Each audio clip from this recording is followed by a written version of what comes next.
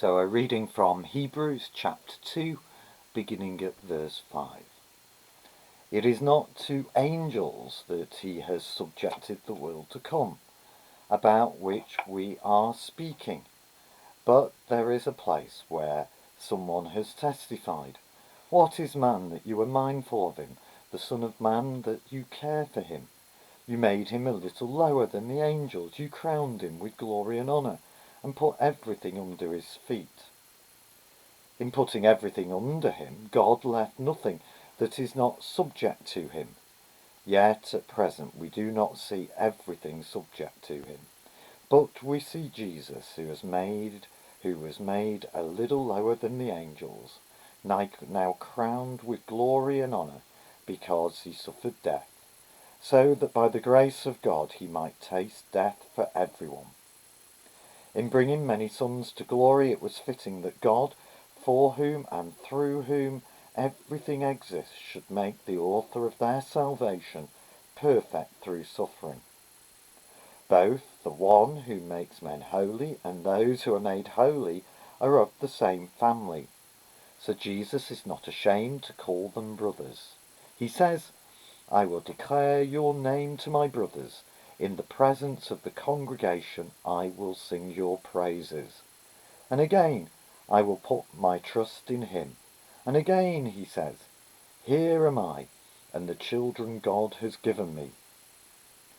Since the children have flesh and blood, he too shared in their humanity, so that by his death he might destroy him who holds the power of death, that is, the devil, and free those who all their lives were held in slavery by their fear of death.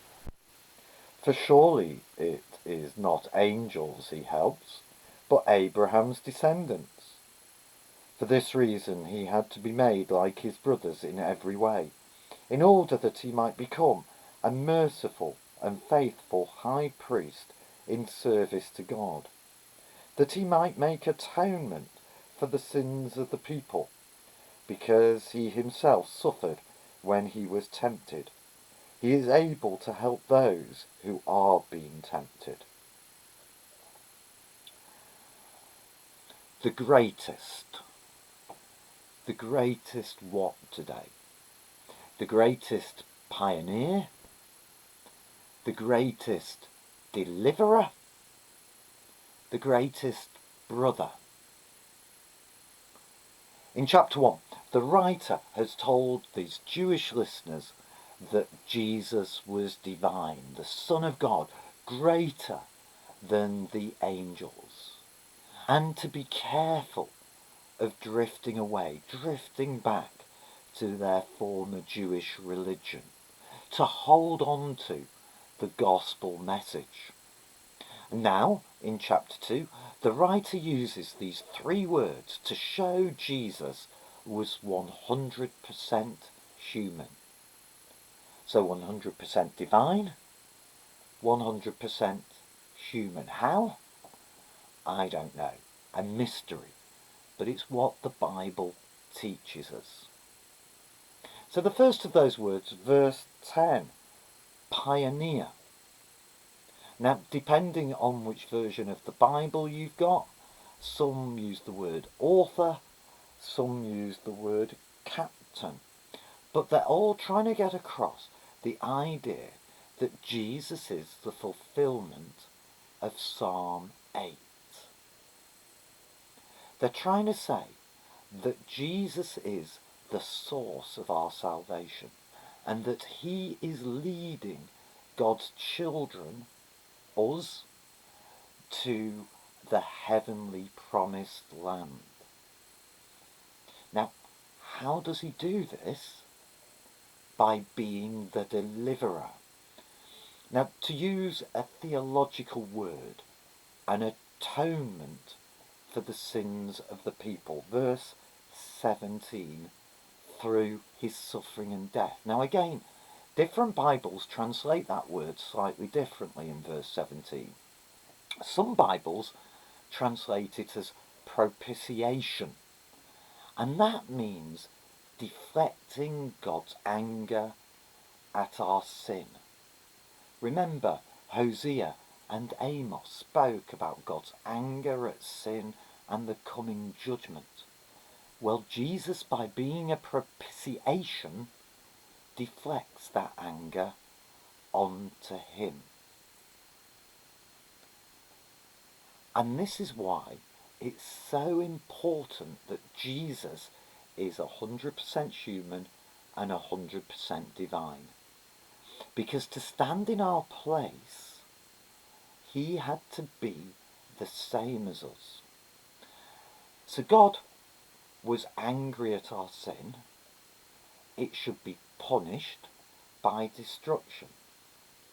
But Jesus saves us from this anger by taking our sin and God's anger towards him. But like the lamb that was used at the sacrifices in the temple as payment for sin, Jesus had to be perfect. Verse 10. And like the lamb, has to taste death. Verses 9 and 14. And that's what this word atonement means. Paying the price for sin. Being a sin offering. And had to be like the lamb, perfect and taste death, but had to be human. Which brings us to the third word, brother. You see, if Jesus hadn't been human, a brother to us, he could not have been the perfect one of us and couldn't have died in our place and couldn't have taken God's anger in a way that would satisfy God. And so wouldn't have been able to make atonement or payment for us. Now I hope those three words bring amazing comfort. First of all, as a pioneer, Jesus blazes a trail for us to follow.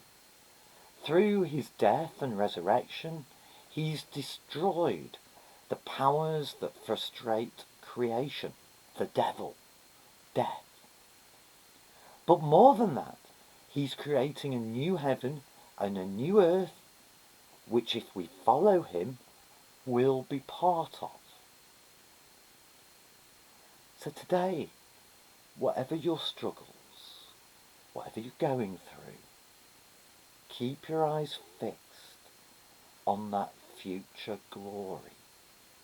Because you remember Jesus said that he's going to prepare a place for us in his Father's house. He's a builder. Well, that's what Jesus is doing. He's the pioneer, the author, the captain, leading us, his people. And secondly, as a deliverer, he has rescued us from death and the power the devil and sin hold over us. So today, if you're paralyzed by the fear of death, if there's something in your life that's keeping a hold of you, Jesus has conquered it, whatever it is. And then thirdly, as a brother, that means he's experienced the emotions we face and feel. He's opened himself up to pain, and as we read in the passage, temptation. He's experienced tears and frustration. He knows us thoroughly. The pain, the struggles, the joys, the successes. And so he can be, verse 17, a merciful and faithful high priest on our behalf. So which word would you choose? Well, I hope you would choose all of them. And I hope you see why he is the greatest of all three. The greatest pioneer, the greatest deliverer, the greatest brother.